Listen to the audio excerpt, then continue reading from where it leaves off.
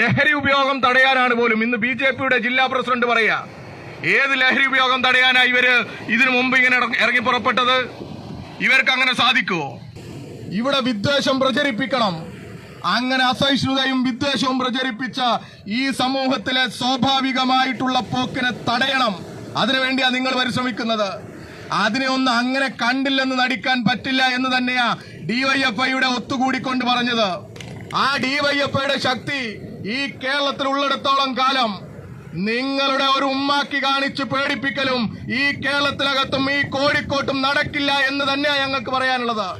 അതിനൊന്നും ഈ കോഴിക്കോട്ടും പരിസരത്തുമുള്ള ഒരു മോർച്ചക്കാരുമായിട്ടില്ല.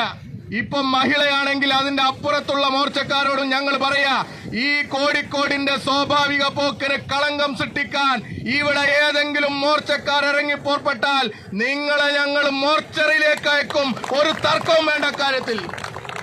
നിങ്ങളെ രാഷ്ട്രീയമായി മോർച്ചറിയിലേക്ക് അയച്ച ഈ കേരളമാണ് പറയുന്നത്. നിങ്ങളുടെ രാഷ്ട്രീയത്തെ മോർച്ചറിയിൽ ഇവിടെ ഉപേക്ഷിച്ചു പോയതാണ്. അതേ മോർച്ചറിയിൽ തന്നെ നിങ്ങൾ ഇരിക്കുന്ന സാഹചര്യം ഉണ്ടാകും.